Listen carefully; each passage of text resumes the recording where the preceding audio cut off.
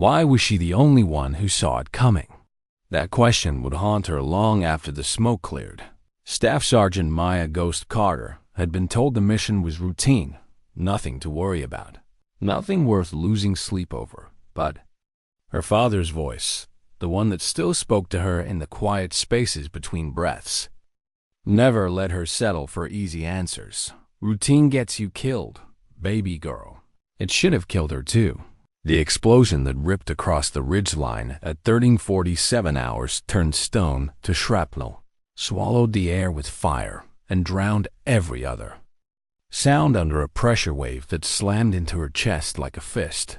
The shock rolled her backward into a jagged boulder, her helmet striking hard enough to paint her vision with a burst of white light. Heat seared her cheek, her mouth tasted of blood and grit. She didn't scream. There wasn't time. When she forced herself to crawl, half blind and gasping, the world came back in fragments, a ragged flag of smoke, climbing toward a sun too. Bright to look at, the muffled thump of secondary explosions as ammo cooked off somewhere ahead. And beneath it all, the sharp, metallic scent of blood. Hers, she realized. When her hand came away wet from the cut above her eyebrow, her rifle was still in her grip. That mattered more than anything. The blast should have taken her. She had been less than 50 meters from the center of the kill zone. Any other soldier in that radius had no business breathing now. But she was moving, unsteady, bruised, bleeding, and she knew luck alone hadn't saved her. She'd been in the wrong position for the enemy's perfect plan, or maybe the right one. Maya didn't let herself think about it yet. Through the haze, she scanned the slope below. Where Alpha Squad had been only minutes ago, there was now only churned rock, twisted gear, and a wall of smoke thick enough to hide an entire enemy advance. 8 men had been there. Men she'd eaten with, laughed with, argued with. Men who still, after 18 months of shared missions, looked at her like she was an extra rifle, not the rifle. And now, Alpha Squad report. She rasped into her comms. Static answered. She adjusted her earpiece and tried again, louder this time. But the only reply was the hollow whistle of wind between stones. A creeping pressure rose in her chest. The same one she'd felt the night she got the news about her father. That mix of panic and cold certainty. The moment your mind starts listing all the ways it could already be too late.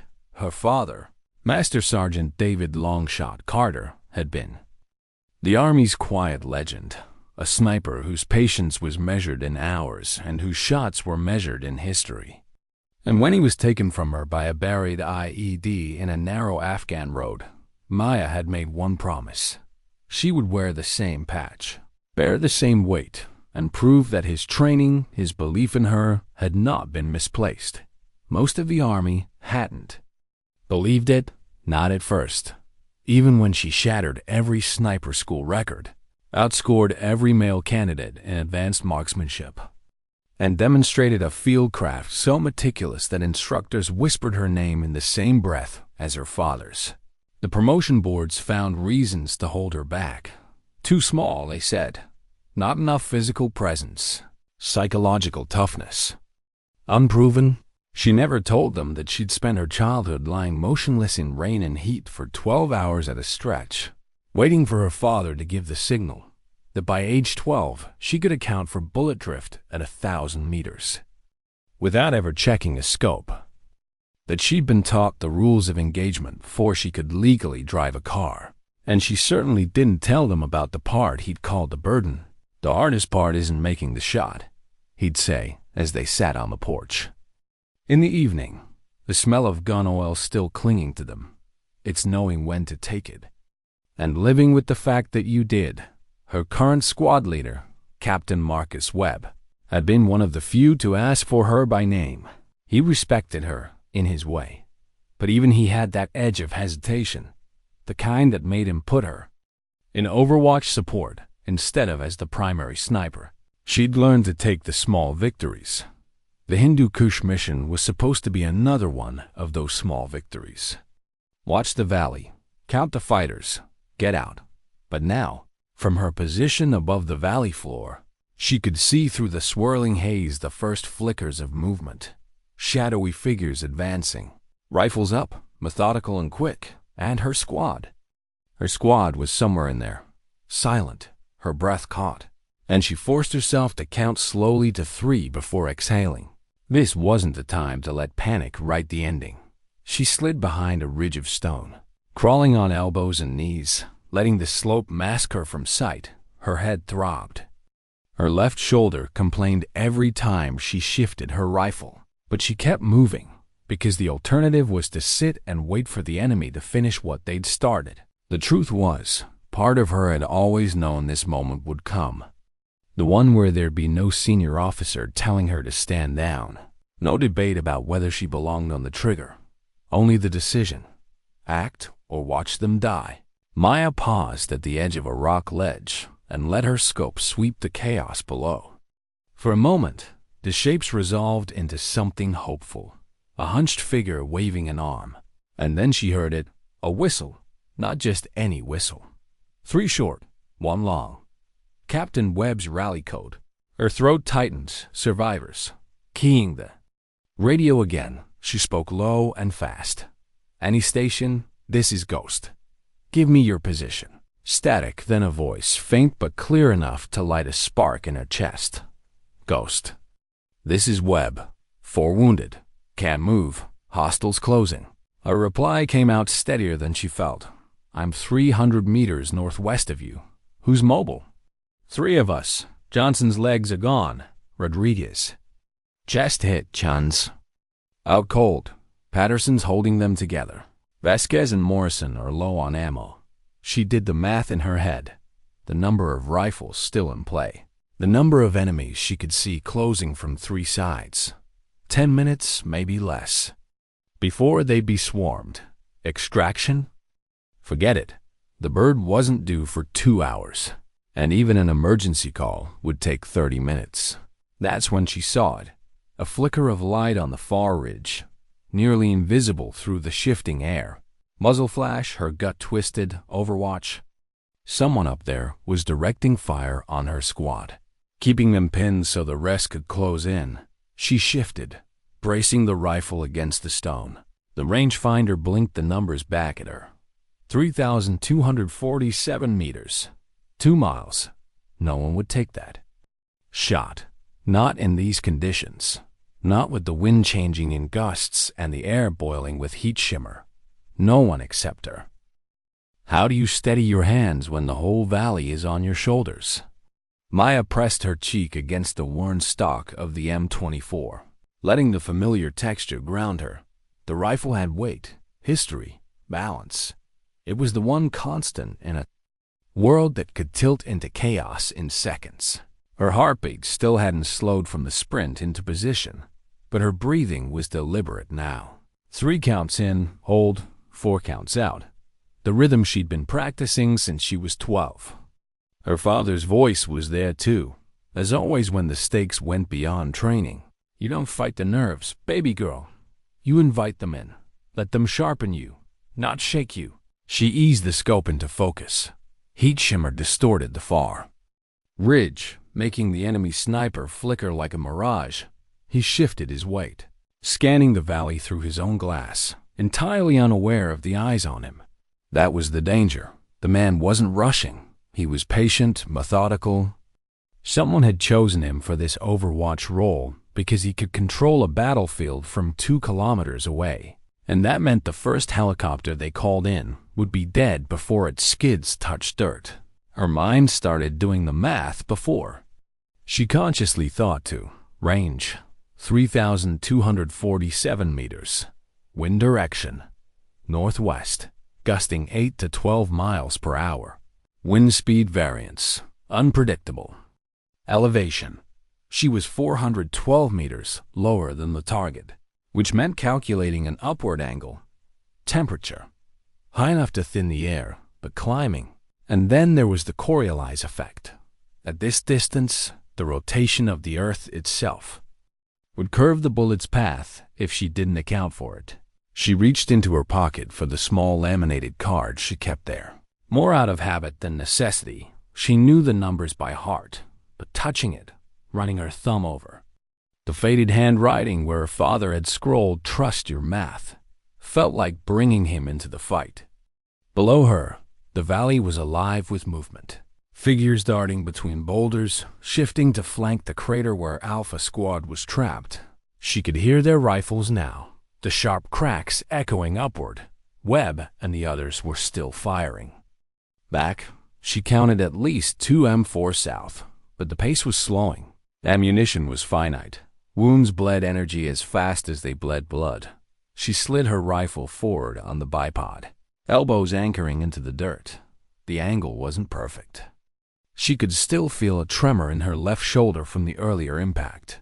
"It would have to do, Captain," she said into her radio, her voice low and steady. "I'm going to take out the overwatch. Hold your position." Negative ghost. "Too many variables. Fall back and, with respect, sir, if I fall back, you don't make it to the extraction. This is the play."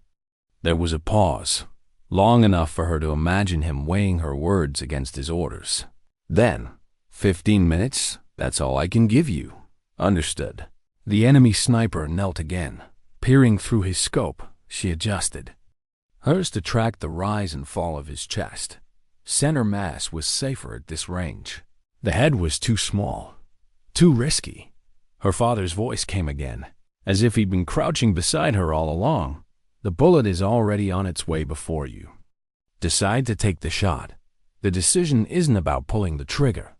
It's about owning what happens next." She remembered the first time she'd hit beyond a mile. It had been early morning on a makeshift range in Colorado. Her father setting up a steel plate so far away it was just a glint in the sun. She'd missed 3 times before the wind died. Down enough for her to feel it, that alignment between body, breath, and target where everything else fell away. When the plate rang on the 4th shot, her father hadn't cheered. He'd only nodded, like he'd been waiting for her to recognize. The silence in her head at that moment, she found that silence now. The scope picture wavered, not from her movement, but from the air between them. Heat shimmer. It was going to make the hold tricky. She dialed a half-click left, trusting her gut to read the distortion. She let the crosshairs float just below his chest, compensating for the bullet's inevitable drop over that distance. Her breathing slowed to the crawl of seconds ticking. In hold, out halfway, below, she could hear Webb's voice shouting orders. Too distant for words, but urgent. She imagined Vasquez covering the wounded, Morrison feeding him mags, Patterson bent over Chun or Rodriguez, hands red to the wrists. She imagined Brooks, barely 20, gripping his rifle like a lifeline. This was the moment where stories were decided. She tightened her finger on the trigger. The pressure built in slow increments, like drawing a bowstring, never jerking, never breaking the rhythm of her breath.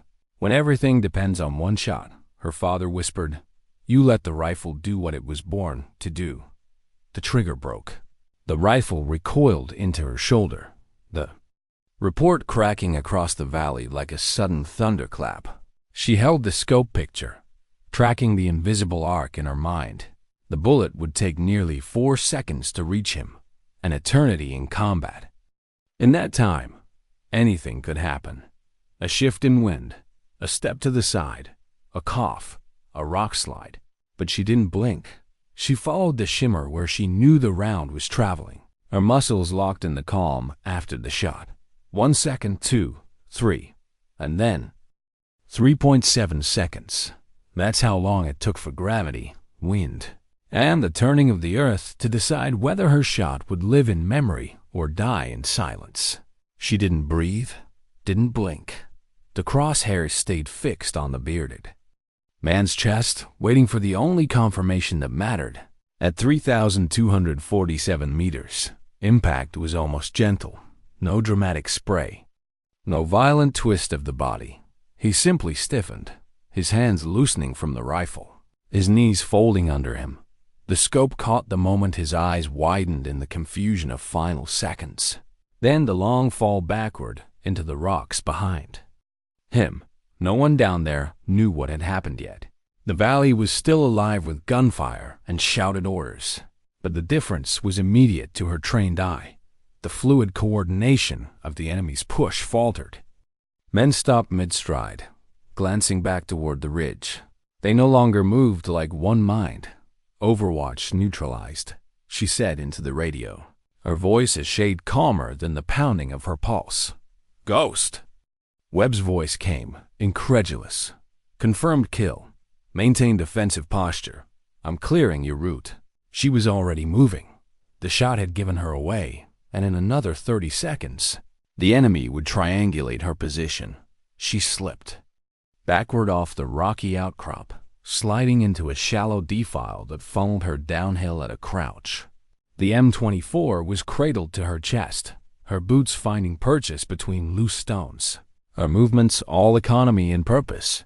By the time she took up her next firing position, the enemy had split into clusters, some still trying to press the crater, others searching for the ghost that had reached across the valley and plucked their eye from its perch. 17. That's how many I can take before they're out of reach. She calculated, not bravado, just math. 17 shots moving between. Each one would thin them enough to force a retreat. Through the scope, her first new target appeared, a fighter in dark fatigues, sprinting low toward a boulder 20 meters from the crater's lip. She adjusted for the shorter distance, exhaled and squeezed. He pitched forward, the rifle tumbling from his hands. Shift, crawl, new sight line, another man, leaning to fire into the crater, shot, drop, move. The fight became a rhythm, each kill a note, each relocation a pause. Before the next beat, the wind was her partner now. It shifted small blessings when it pushed her rounds true. Below, Alpha Squad held. She saw flashes of return fire from Webb and Morrison, the arc of a grenade tossed by Vasquez to halt an encroaching flank.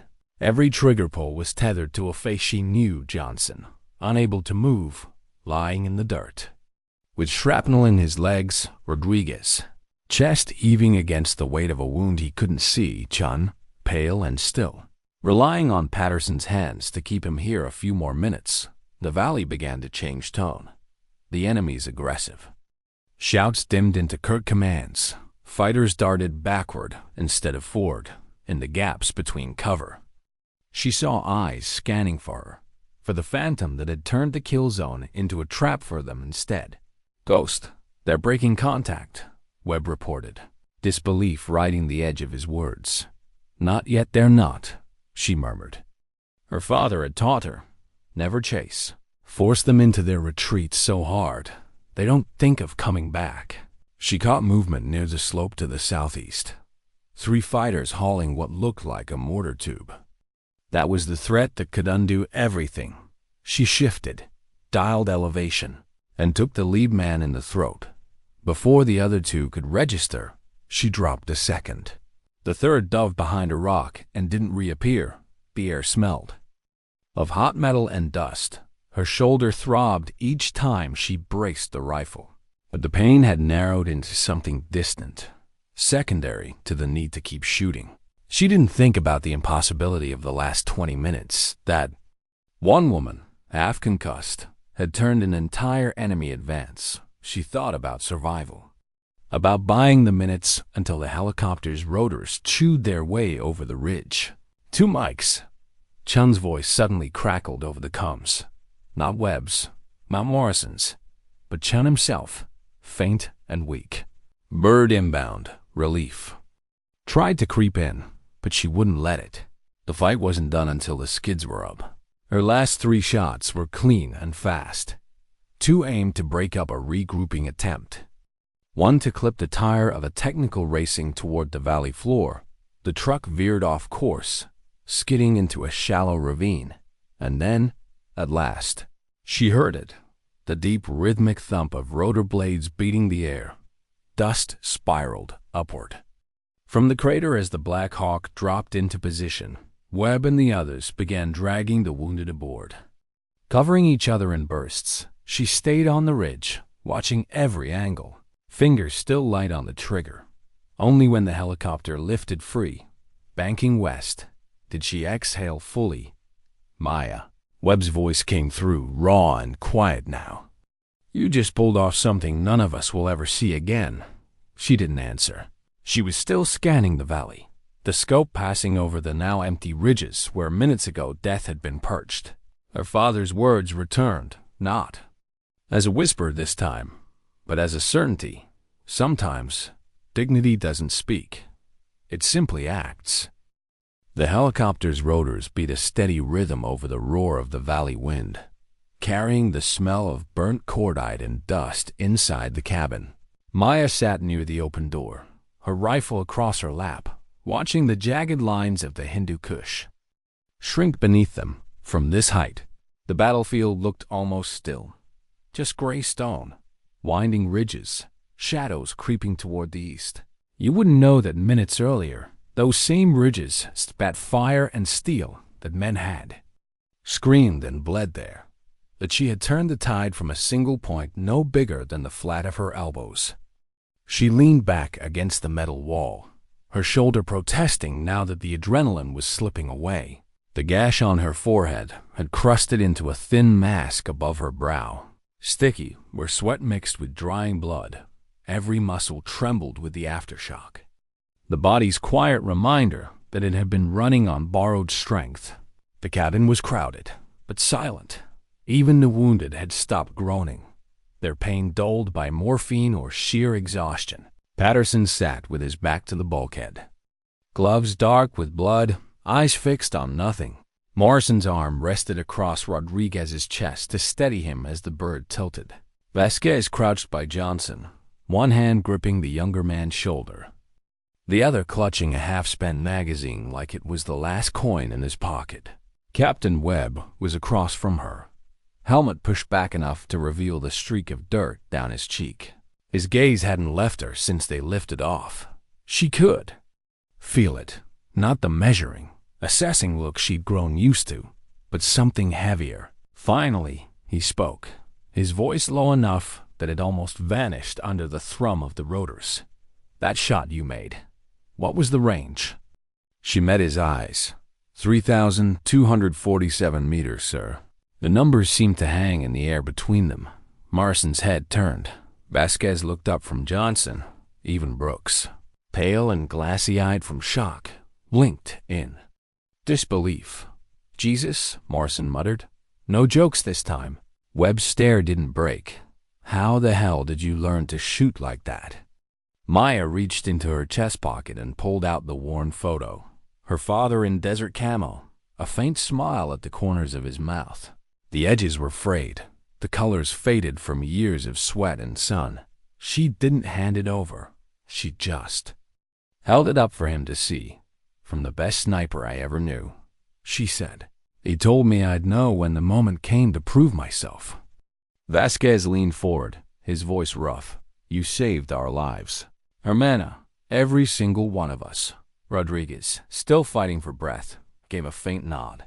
Morrison's jaw tightened, and he said, I'll never doubt a female soldier again. What you did out there, that was pure warrior. Patterson glanced up from where he was securing a fresh dressing on Chun's arm. I've seen a lot of heroes in my time, Carter. What you just pulled off puts you at the top of the list. Brooks, barely audible over the rotors, whispered, Will you teach me? She didn't answer right away. Her eyes drifted back to the ridges falling away behind them, to the place where she'd lain still, waiting for the wind to line up. Trusting the math and the years and the voice in her head, the helicopter angled west, sunlight flaring through the open door. For a moment, the light washed everything clean. The smoke, the blood, even the doubts. She sat in it quietly, not smiling, not speaking. She didn't need to. The base came into view 20 minutes later, a patchwork of landing pads and beige tents, ringed by mountains that looked like they'd been carved with a dull blade. The crew chief signaled for everyone to brace as they descended. The skids hit the tarmac with a jolt, and the medical team surged forward, moving with the precise chaos of practiced hands. Maya stayed in her seat until the last of the wounded were offloaded. Only then did she sling her rifle and step down, boots hitting the ground with a weight she felt all the way up her spine. Someone clapped her shoulder, not a light tap, but a grip that held. Webb again. "Debrief in 1 hour," he said. But his tone wasn't an order. It was almost respect. She nodded once, then walked past him toward the armory, each step heavier than the last. The quiet inside her head was gone now, replaced by the slow creep of fatigue and the knowledge that the day's images would replay later uninvited, because no matter how clean the math, no matter how necessary the decision, the faces stayed with you. That was part of the burden her father had warned her about, the weight that didn't come from the rifle. By the time she reached her quarters, the adrenaline had burned out completely. She sat on the edge of the cot, rifle across her knees, and let the silence settle. She didn't need to replay the shot in her head. She knew it would be there forever. Outside, the base moved on. Helicopters came and went. Boots pounded gravel. Radios buzzed with chatter. Somewhere, new orders were being written, missions planned, and somewhere else, enemy fighters were trying to understand how their best marksman had been erased by a ghost they never saw. In the coming weeks, she'd hear the story told and retold. The impossible distance, the single round, the retreat that followed. The numbers would get rounded, the details polished, but the truth would always be simpler. 8 men were alive because she'd refused to leave them. And for the first time since her father's death, she felt he would have looked at her and said, "You did it right." The debrief room smelled faintly of burnt coffee and paper. Its walls were a dull tan, the kind that made the whole space feel smaller, tighter. A long metal table cut the room in half, lined with straight-back chairs that were always slightly too low for comfort.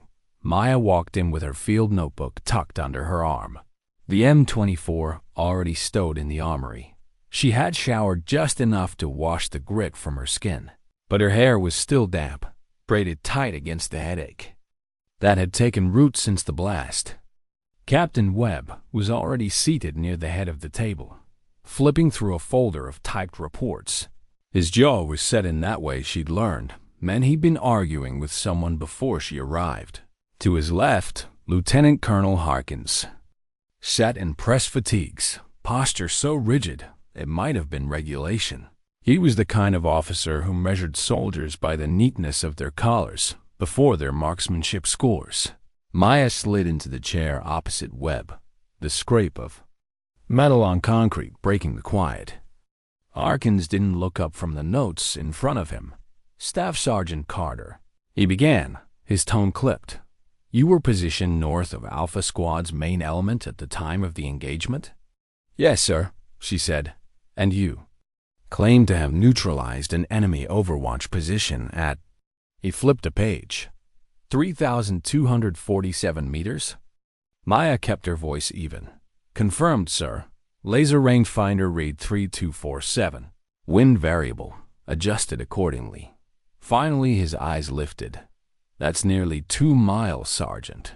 Are you aware that our current doctrine considers 1,500 meters the extreme range for field sniping?" "I'm aware of the doctrine, sir." "Then why," Harkins said, each word deliberate, "did you attempt a shot outside of it, rather than withdraw to the extraction point?" Webb leaned forward before she could answer. "Because, sir, without that shot, we'd be shipping 8 bodies home in flag-draped coffins." Harkins' gaze shifted to him, cool and unblinking. "I'm not questioning the outcome, Captain. I'm questioning the decision-making process, risk assessment, protocol." Maya let them have their stare down for a few seconds before speaking. "Sir, the extraction bird would have been targeted before it could land. The overwatch had to go, or we were all finished. That wasn't theory. It was fact. My position gave me a chance to make that happen."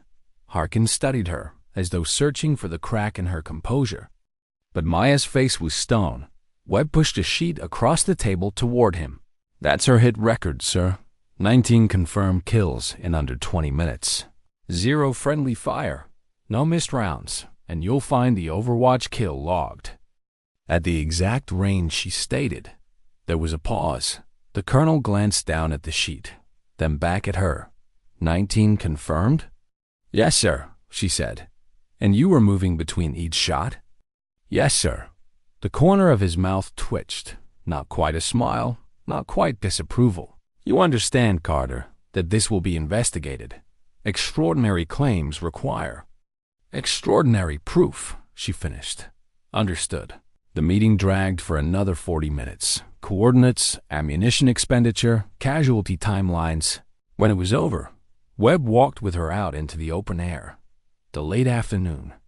Sun hit the base in sheets of gold, throwing long shadows from the tents and cum towers. They'll spin it their way, Webb said. They always do, she replied. He stopped, turning to face her. Doesn't change the fact that you saved. U.S., you know that, right? She looked past him, toward the distant ridgeline. I know what happened. The thing about military stories was that they never stayed in the rooms where they were told. By the next morning, she heard a name in the mess tent before she even got her tray. Took him from over 3 clicks, 1 shot. You hear what they're calling her now? Ghost. Like she's not even there until it's too late. She ate alone that morning. The chatter alo-hum around her, she didn't encourage it, but she didn't shut it down either, Ghost. The name felt like something her father might have grinned at, not for the mystique, but for the reminder that a sniper's greatest weapon was invisibility. 2 days later, Webb called her into his office.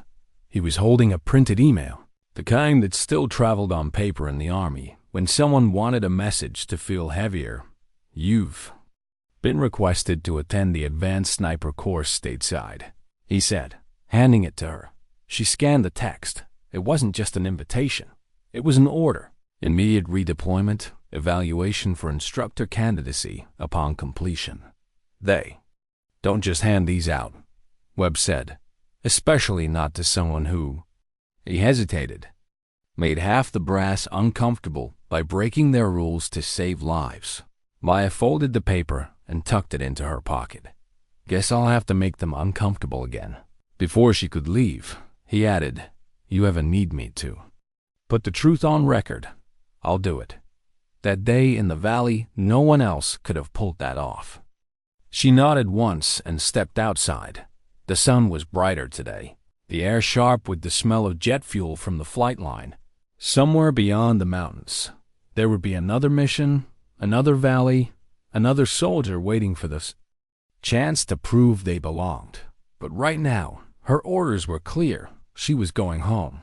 And whether the Army wanted it or not, she was bringing the ghost with her.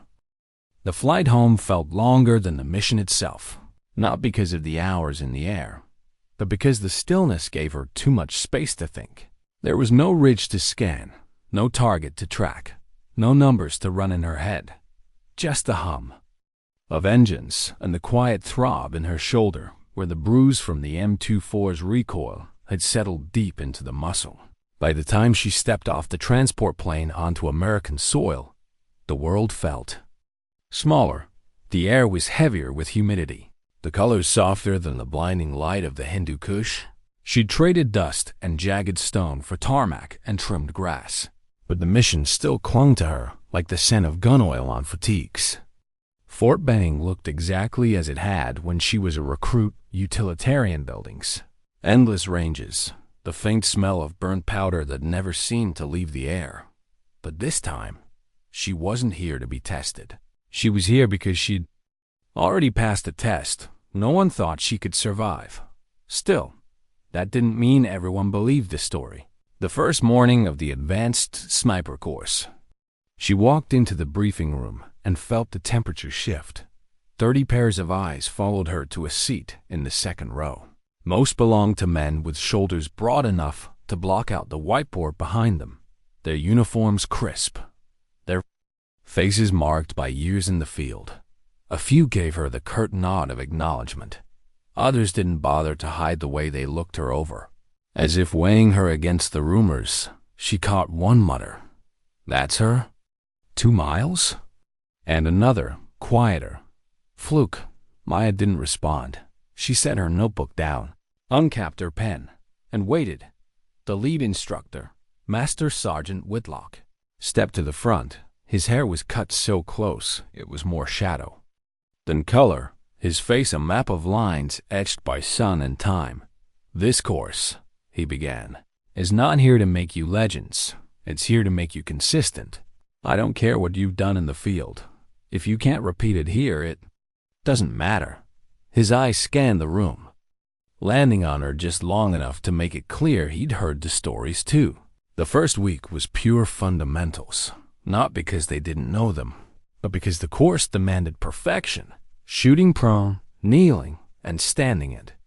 Varying ranges, calculating wind holds on steel targets, tracking moving silhouettes across irregular terrain. She didn't just hit her marks, she destroyed them. Instructors started using her shot groups as examples, holding up her targets for the class to study. But even as her scores climbed, the doubt lingered in the sidelong glances from a few of the old hands. It wasn't until the fourth day that Whitlock decided to test her directly. "Carter," he said after the morning shoot, "you and Daniels, range 4, unknown distance drill. 20 targets, no prior recon. You've got 10 minutes. Daniels was 6'3", built like a door frame, with a resume that included 2 tours in Iraq and a sniper competition medal. He gave her a half smile, the kind men give when they're sure they'll win. They started prone, rifles resting on bipods. The range was silent except for the click of scopes adjusting. Maya's eyes worked like a camera lens, measuring distances by the size of the steel in her reticle, the clarity of the paint edges. First shot, 726 meters. Wind right to left. 3 clicks hold. Steel rang. Second minus 1,050 meters. Uphill. 2 clicks high. Hold 2 left. Steel again. By the 10th target.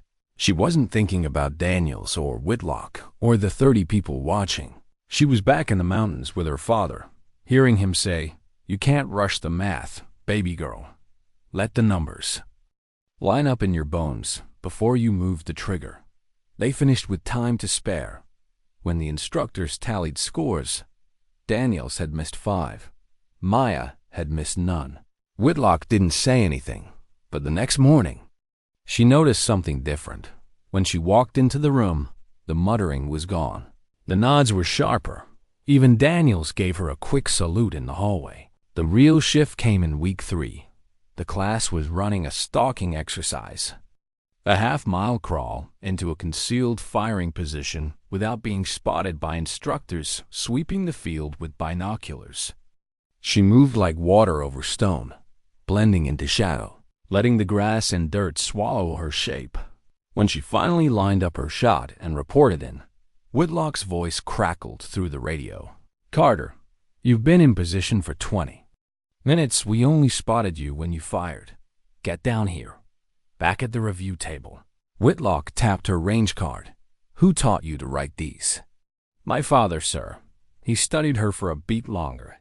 You ever think about teaching?" The question caught her off guard. She'd spent her whole career proving she belonged behind the rifle. The idea of standing behind someone else while they learned. It felt like stepping onto unfamiliar ground. "I'm here to shoot, sir," she said carefully. Sometimes the best shooters make the best teachers, not because they hit the target, but because they know how to get there. That night, lying in the barracks with the hum of the AC filling the dark, she thought about it. She thought about Brooks on the helicopter, asking her to teach him, about Patterson watching her take the shot that saved him from the blast crater, about her father sitting beside her on a Colorado porch, explaining that a sniper's real gift was patience, and patience was something you could pass on.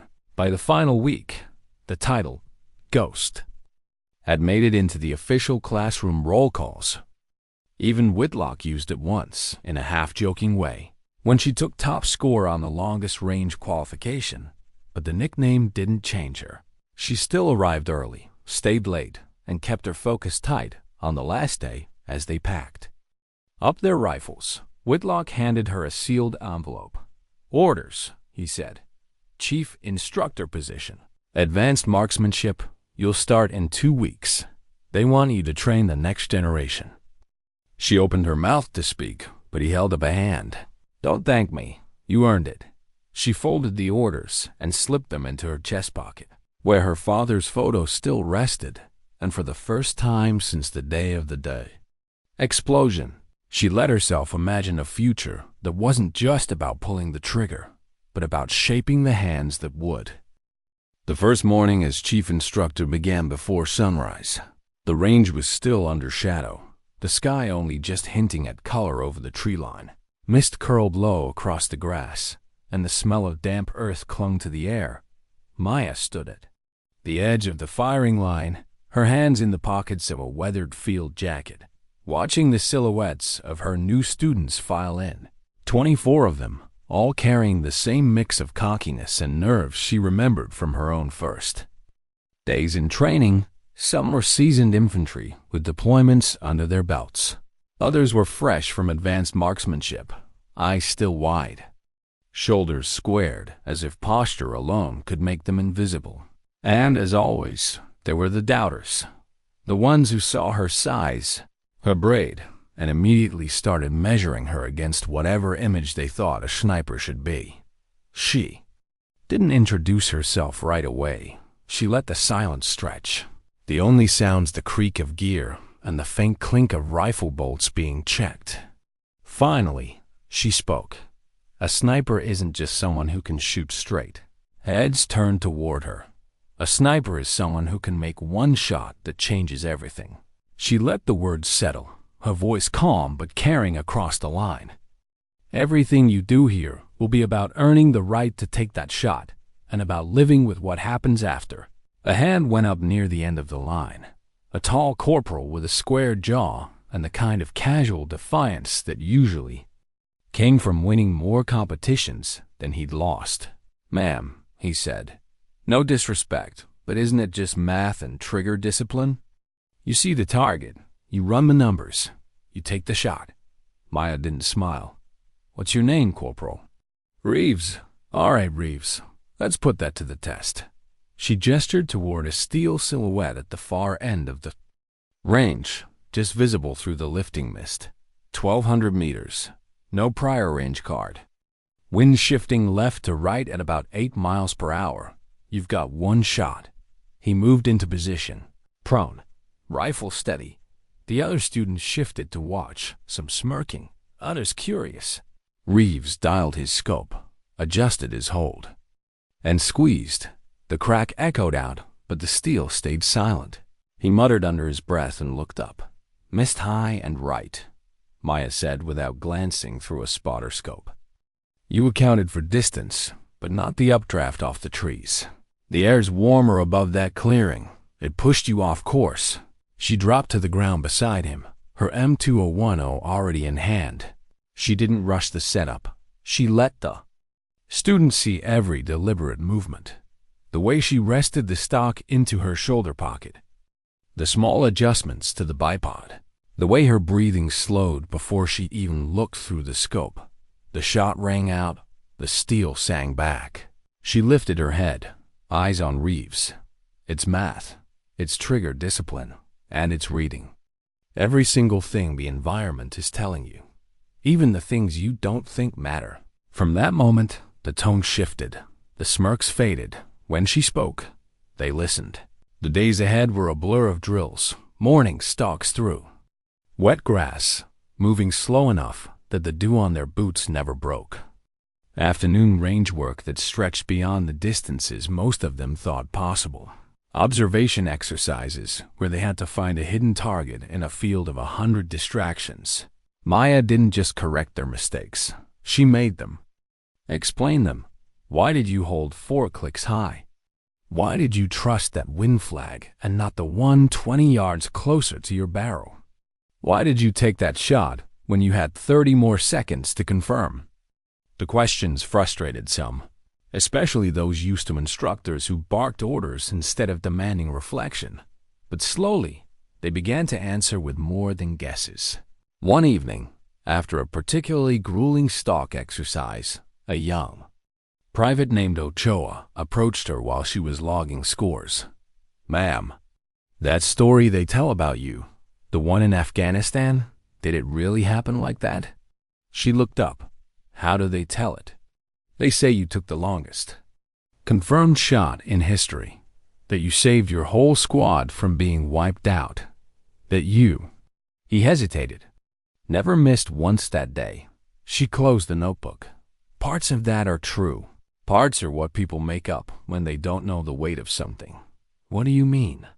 "You remember your best shot for the rest of your life," she said, "but you also remember the faces you couldn't save, the ones that didn't make it into the story." Ochoa nodded slowly, like he just understood something that wasn't in a manual. By the end of the third week, the whispers of doubt about her were gone. Now, when they said "Ghost," it wasn't just a nickname. It was a marker of what they wanted to learn from her. On the final day of that training cycle, she lined them up on the firing line as the sun rose. The steel targets were scattered from 300 meters to just over a mile out. "You'll take one shot at each target," she told them. "No warm-ups, no second tries. This is your moment to see if you can make the shot that changes everything." One by one, they stepped up. The air was still, the kind of rare morning when the world seemed to hold its breath. Most hit more than they missed. A few hit them all. And when it was over, they didn't cheer or clap. They just looked at her, waiting. She let the silence stretch before speaking. "Skill isn't proven when the wind is calm and the sun's at your back. It's proven when you're cold, tired, bleeding, and you take the shot anyway, because someone's life depends on it." No one spoke as they began packing up their gear. The lesson had landed. Maya stood there a little longer, the rifle in her hands, the range stretching out into the morning light. She knew these students would carry pieces of her into their missions. The patience, the precision, the understanding that being a sniper was as much about judgment as it was about aim. And maybe, somewhere down the line, one of them would face their own impossible distance and hear her voice in their head, the way she still heard her father's. The office smelled faintly of gun oil and old paper. Not because she needed it to. The ventilation was clean. The shelves were dusted. But because Maya liked to keep a small cleaning kit open on her desk, it reminded her that every tool, like every skill, stayed sharp only if you cared for it. The walls were lined with framed range cards, photos from training cycles, and a few worn black and white shots of snipers whose names most people wouldn't know. Above the bookcase hung a single image in a plain wooden frame, a frozen moment from that day in Afghanistan, grainy but clear enough to see Alpha Squad. Crouched in the crater, the ridgeline behind them, on the bottom edge, in her own hand. She had written 3,247 meters, when one impossible shot changed everything. The title, Chief Instructor, had been hers for almost a decade now. Hundreds of soldiers had passed through her courses, each carrying away a version of the same lesson.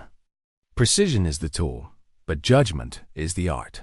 Outside her office, the range was alive with the staccato rhythm of distant fire. She recognized the cadence of her students, the too fast follow-up shots of rookies who hadn't yet learned to wait, the slow, deliberate cracks of those starting to understand. She rose from her chair and stepped out onto the observation deck. From here, the Georgia air felt heavier than the dry mountain winds she used to work in, but the smell of cordite on the breeze was the same. Below, the firing line stretched in neat order, each student prone behind a rifle, spotters crouched at their sides, murmuring corrections. Her eyes drifted to a young woman halfway down the line. Slender build, dark hair tied in a knot at the base of her neck. She was lining up on a target so far out it shimmered in the heat waves. Maya could see the set of her shoulders, the stillness in her elbows, that rare posture where everything was ready to break into motion at exactly the right second. The rifle cracked. A heartbeat later, the steel sang back. The spotter's hand went up. Hit. Maya found herself smiling, not because of the shot itself, but because she could already tell this one understood the weight of what she held. Back inside, she poured herself a mug of black coffee and settled near the window. The memory of that day in the valley came more gently now, not as a rush of noise and heat, but as a quiet sequence of decisions. She could still hear the blast, still feel the recoil, still smell the powder burned into her gloves, but the sharp edges of it had worn down. What hadn't faded was the silence after the shot, the way the whole valley seemed to pause, as if the mountains themselves were holding their breath. She'd carried that silence into every lesson she'd taught since. Sometimes students asked her why she never spoke much about her own missions. She always gave the same answer: because the story isn't the point. The point is what you take from it. She thought of her father often, but not with the ache that used to follow. Instead, it was a kind of steady presence, like a trusted rifle in the corner of a room. His voice still found her at the range. In the pauses between shots, patience of stone, eyes of an eagle. Let the rifle do what it was born to do. A knock at the door pulled her from her thoughts. It was Reeves, the same corporal who'd once challenged her on day one of training. Now back as an instructor himself. "Ma'am," he said, "Class 14's wrapping up. Thought you might want to give them the closing brief." She nodded and followed him out. The students were gathered under the shade structure, rifles cleared, notebooks in hand. They straightened when she approached, eyes tracking her like they were still trying to read every movement for a hidden lesson. She looked at them for a long moment before speaking. "A sniper's shot is the smallest movement on the battlefield," she began, "but it can change the course of everything around it. That's why your skill matters. But skill alone isn't enough." She stepped closer, scanning the faces. "Someday you might be cold, tired, bleeding, and scared. You'll have seconds to decide if you take the shot, and you'll know that if you do, you can't take it back.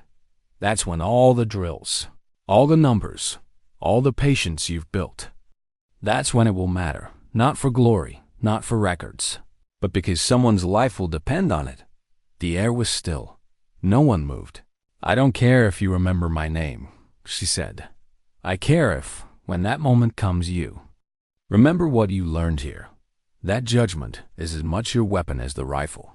That sometimes dignity doesn't speak, it simply acts." When she finished, there was no applause, just a quiet, collective nod, the kind that meant the words had landed where they needed to. That night, after the range was empty and the lights were off, she stayed in her office a little longer. The moonlight caught the edge of her father's photo, and she reached out, touching it lightly with 2 fingers. She thought of the girl lying in the grass at 12, lining up on a steel plate so far away it shimmered. She thought of the young sergeant in the mountains, bleeding but steady, watching through the scope as the crosshairs settled. She thought of every student who had left her range ready for their own impossible distance. And she thought, not for the first time, that maybe her father had been wrong about one thing. Because sometimes the hardest part wasn't taking the shot. Sometimes the hardest part was teaching someone else to believe they could.